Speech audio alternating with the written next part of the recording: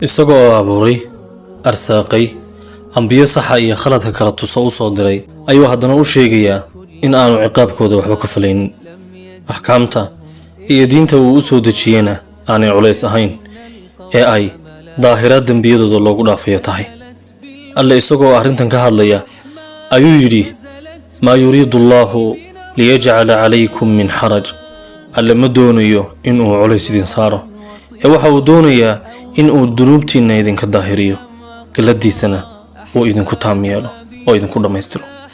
u fiirso, isagoo alle addoommadiisa u sheegay inay adduunkan imtixaan u joogaan oo uu saxa iyo surmaseegtadaba kala tusay ayuu haddana leeyahay alle ma doonayo inuu culays idin saaro ee waxa uu doonayaa inuu dembiyadiinna idinka daahiriyo.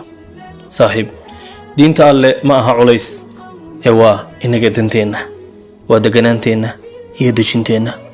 waxaa laga yaabaa inuu qofi ku doodo in aad howlaha aad hayso dhigto oo aad salaada u kacdaa miyaanay dhib ahayn, inaad subaxa hore kacdo oo aad korkaaga biyo qabow ku shubtaa miyaanay culays ahayn.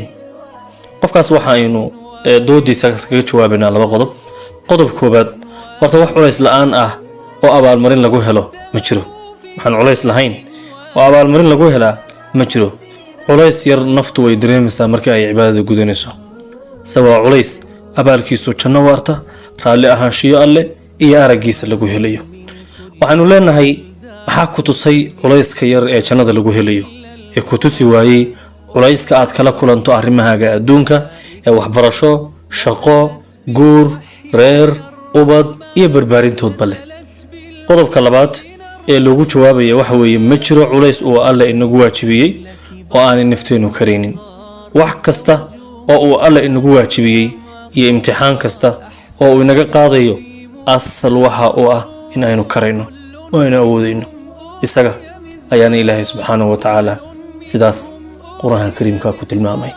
laa yukallifu allaahu nafsan ilaa wuscaha. nafna alle kuma kallifo oo ma saaro waxa ay karaso waxaan ahayn. wanaagsana waa ilaahay. salaam.